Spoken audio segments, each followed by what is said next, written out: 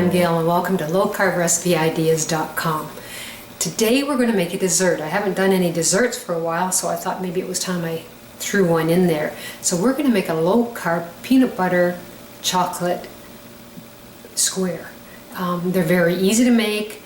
We have to keep them in the fridge because they are a little bit softer, but they have a really nice flavor.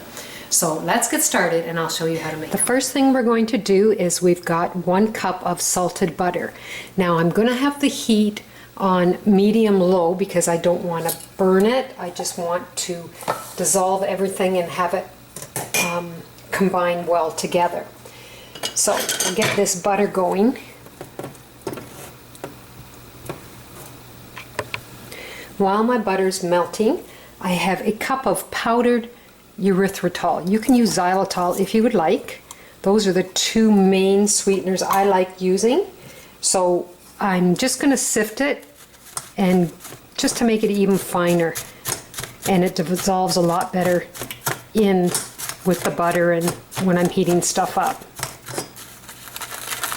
So that'll take a minute to get it to go through my sifter.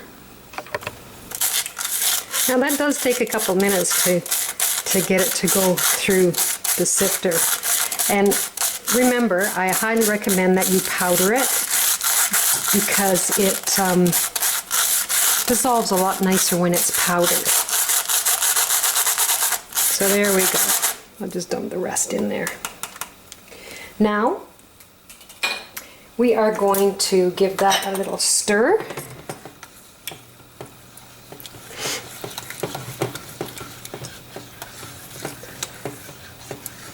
Remember, low heat, please. And now we have a cup of peanut butter. Now the peanut butter I am using is an organic, and I'm using crunchy. I like crunchy in this. You can use a smooth if you'd like, but you need peanut butter that has no sugar added. So just remember, get no sugar in it at all. So we're going to put this into our butter mixture. Whoop.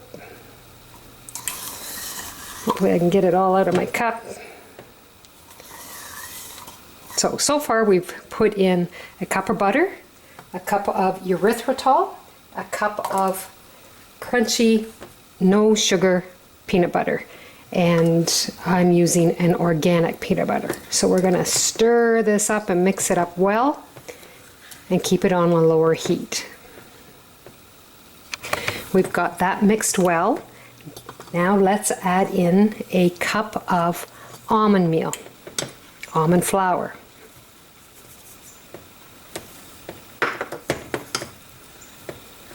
And mix that well.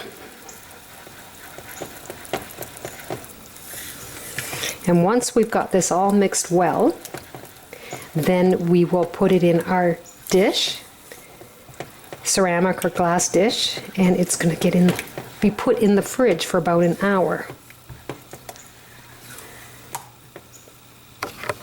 I'm using a Pyrex dish. This one's a 7 by 11. You can use a 9 by 9, but it's approximately that measurement. So we're just going to take our ingredient and we're going to pour it into our Pyrex dish. Now you can use a larger dish if you would like. That way you will have thinner squares, so your carb count will be less. That's up to you. It's a little thicker because of the size I'm using. But it's just a nice change, and I highly recommend if you are trying to lose weight, I wouldn't be eating this because the calories are higher, the carb count's a little bit higher also per square. So now I'm just going to take it and I'm going to put it in the fridge for about an hour. In the meantime, when it gets closer to that hour, I'm going to make my chocolate sauce. We're going to make our chocolate topping now for our peanut butter bars, our squares. So what I've got in here is I've got a 1/4 of a cup of salted butter again, and then I've got a 1/4 cup of my erythritol, and I'm going to do the same thing. I'm going to sift it. See, this has already been powdered, but after it sits in the container for a while, it gets lumpy and you have to break it down. So I'm just going to sift that. Now I just moved it, I changed over to use a metal spoon because it's easier to press it down and we'll get it done faster this way. So just remember, like I'm repeating myself, is that when you get your erythritol, put it in the food processor and make it into powder. It just is more convenient and easier to work with. There we go. Okay. So we're going to stir this up. Get this all melted together. And just low heat. We don't want it high heat. We don't want to burn anything. And now I have a chocolate bar.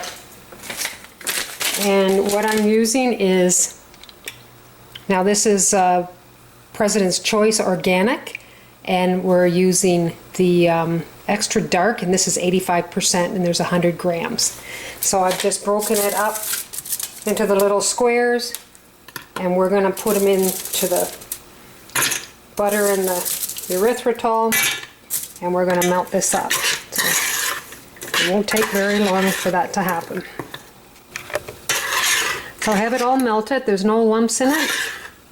Just nice sweet chocolate. So we're going to pour it on top of our peanut butter mixture. Now I'm taking the peanut butter mixture out of the fridge, and you'll see it's nice and hard, and that's what we want. So now what I'm going to do is, the chocolate is warm, but we're going to pour it all over the top. I have to get myself a spatula here.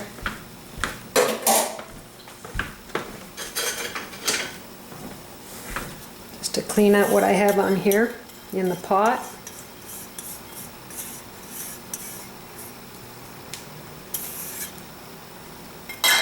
And then I'm just going to distribute it around, and that's it.